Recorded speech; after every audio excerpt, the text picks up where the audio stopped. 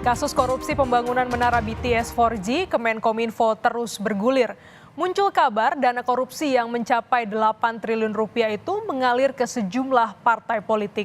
Atas dugaan ini, 3 parpol yakni Nasdem, Gerindra, dan PDI Perjuangan kompak menyerahkan urusan itu pada penegak hukum.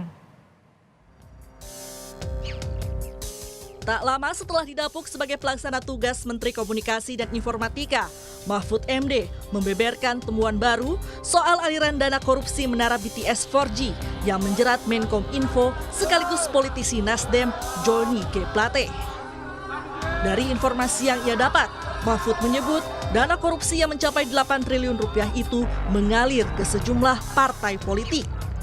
Namun, kata Mahfud, informasi itu baru sebatas gosip politik. Agar tetap berada di ranah hukum, Mahfud mendorong Kejaksaan atau KPK untuk menyelidiki dugaan itu. Ya, terima kasih. Saya juga dapat berita itu dengan nama-namanya gitu, tapi saya anggap itu gosip politik.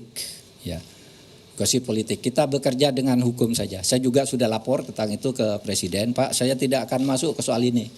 Ini pembuktiannya akan rumit dan mungkin menimbulkan kerumitan politik. Oleh sebab itu, saya persilahkan Kejaksaan atau KPK kalau itu di luar angka-angka yang sudah konkret untuk menyelidiki ini.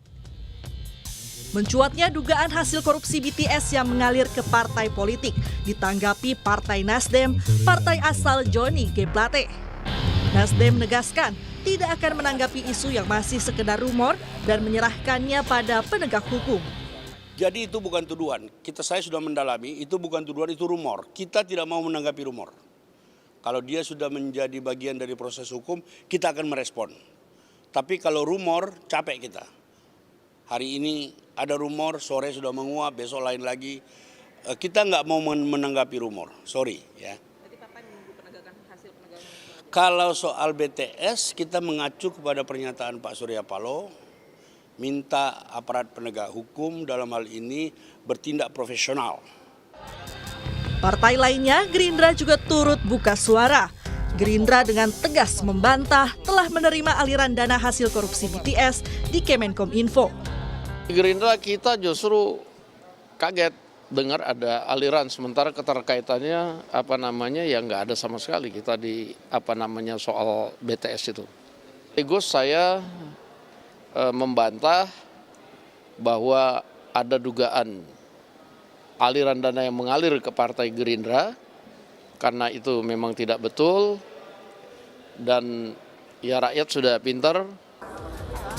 Sikap yang sama juga dilakukan Ketua Komisi 5 DPR fraksi PDI Perjuangan Lasarus.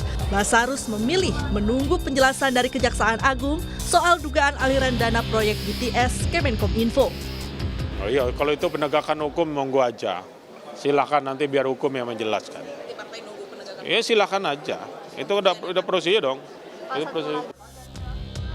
Sejauh ini, Kejaksaan telah menetapkan 7 tersangka dalam kasus dugaan korupsi proyek BTS 4G di Kemenkominfo, salah satunya Menkominfo Johnny G. Plate yang juga politisi Partai Nasdem.